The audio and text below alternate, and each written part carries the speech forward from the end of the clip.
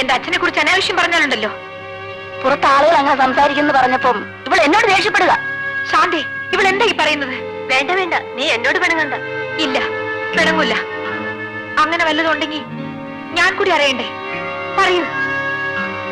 അവിടെ എങ്ങാണ്ട് ഒരു കുടിലിൽ നിന്റെ അച്ഛൻ ഒരു സ്ത്രീയെ കൊണ്ട് താമസിപ്പിച്ചിരിക്കുന്നു. എന്റെ അച്ഛനോ? നേരാണോ? നമുക്ക് പോവാം. ഞങ്ങൾ പോകുന്നു. എന്താ സുശീലേ? അച്ഛൻ ആഹാരം കഴിക്കാൻ പോലും ഇങ്ങോട്ട് വരാറില്ല. ഇപ്പോഴാണ് അതിന്റെ കാരണം എന്താണെന്ന് എനിക്ക് മനസ്സിലായത്. എന്താ കാര്യം? ആരോ ഒരു സ്ത്രീയെ അവിടെ കണ്ടുകൊണ്ട് താമസിപ്പിച്ചിരിക്കുന്നു. വല്ലവരും വല്ലതും പറയുന്നത് കേട്ട്? ഇല്ല, സത്യം എന്താണെന്ന് എനിക്ക് അറിയണം. അത്രയല്ലേ ഉള്ളൂ. നമുക്ക് അന്വേഷിച്ച് വേണ്ടത് ചെയ്യാം.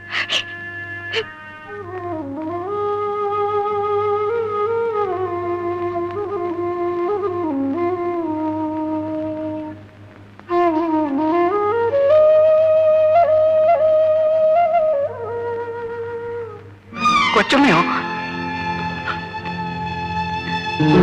ഭവാനി കൊച്ചമ്മേ? ശങ്കരൻ നായരല്ലേ? അതെ കൊച്ചമ്മേ. ഈശ്വര, നിന്റെ ഒരു മായാവിലാസം. മരിച്ചെന്ന് കരുതിയ കൊച്ചമ്മയെ നീ തിരിച്ചു തന്നു. എന്റെ ബാബുമോന് അവന്റെ അമ്മയെ തിരിച്ചു കിട്ടി. എന്റെ ബാബുമോൻ എവിടെ? ശങ്കരൻ നായരെ പറയൂ. എന്റെ കൂടെ ഉണ്ട് കൊച്ചമ്മേ. വളർന്നു വലിയ ആളായി.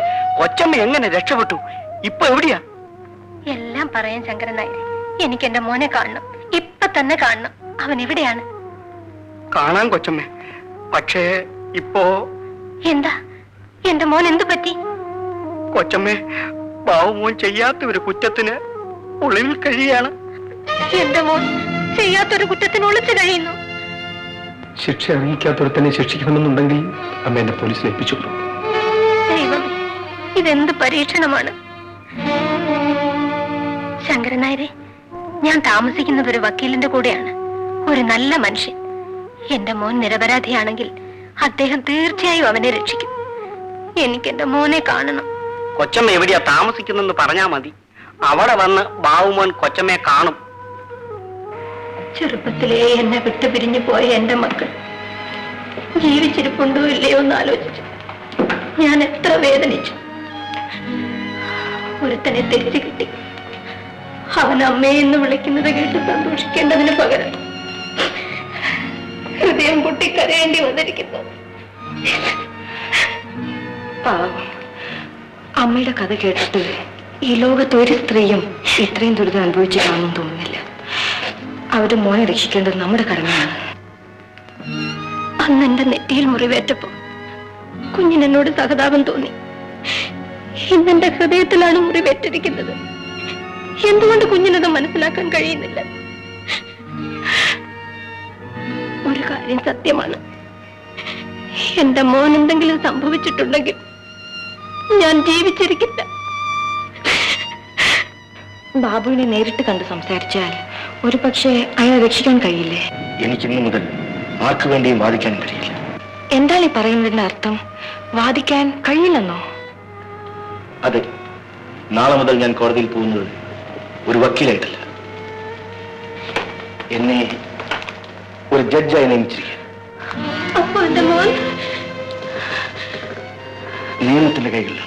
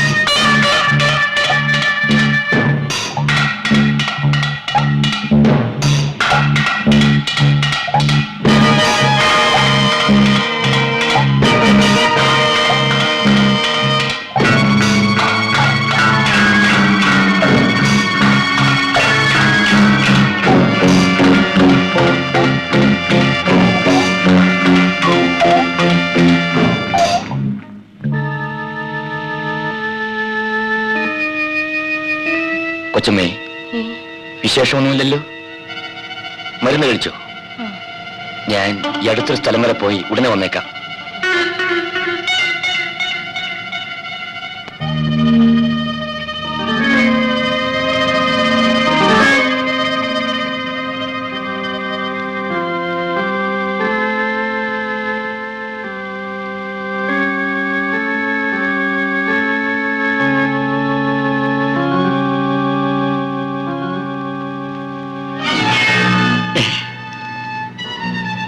നിങ്ങൾ മരിച്ചില്ലായിരുന്നു.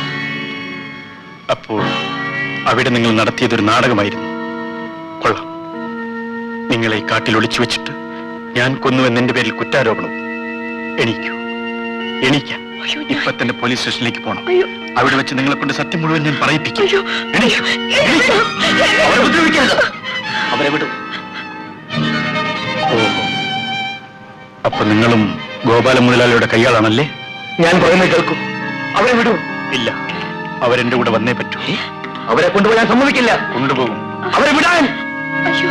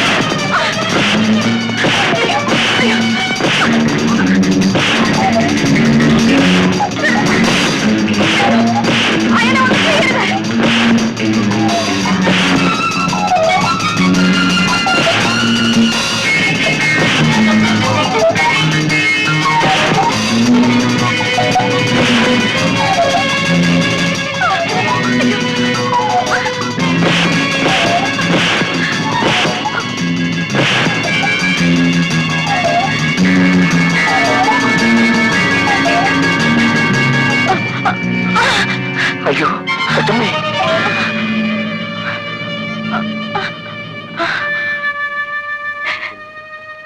ബാബുവൻ കുഞ്ഞായിരുന്നപ്പോ എന്റെ ഈ കാലുകൊണ്ട് മോനെ ഞാൻ ചവിട്ടിയില്ലേ, അതിന്റെ ശിക്ഷയാണിത്. ഗോപാലിന്റെ കുത്തേറ്റകൾ കൊച്ചമ്മയുടെ നട്ടലിനാണ്. ജീവൻ രക്ഷിച്ചുവെങ്കിലും കാലിന്റെ സ്വാധീനം നഷ്ടപ്പെട്ടു. ഇപ്പോഴും ചികിത്സയിലാണ്.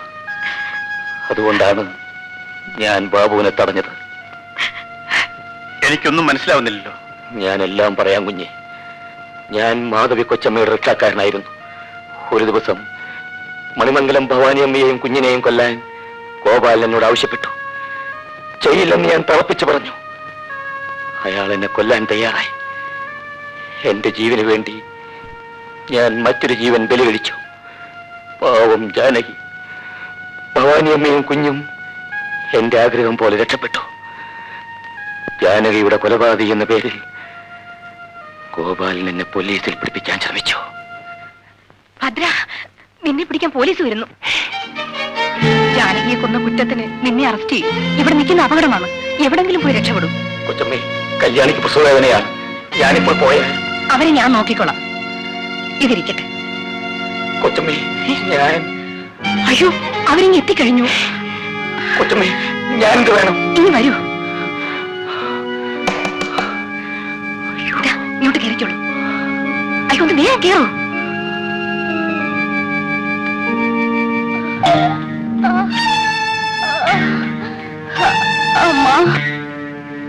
ഇതാണ് സാർ.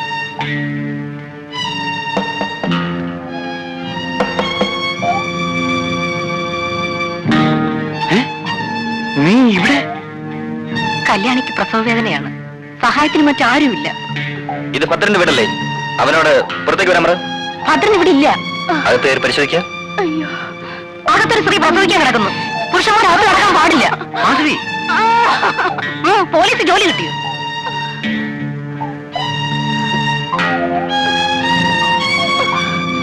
അയ്യോ അമ്മേ,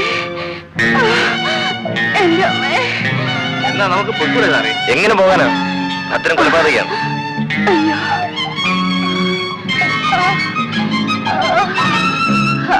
അമ്മ, അയ്യോ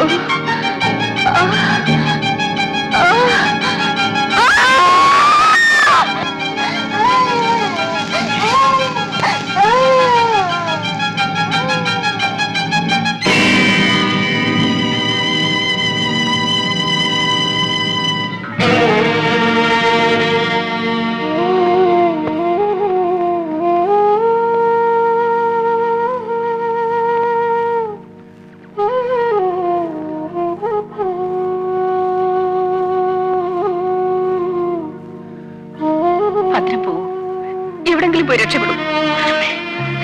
ഇതെല്ലാം ഞാൻ നോക്കിക്കോളാം, കുഞ്ഞിനെ ഞാൻ രക്ഷിച്ചോളാം. വേണ്ട കൊച്ചമ്മേ, എന്റെ കുഞ്ഞിനെ ഇങ്ങ് തരൂ.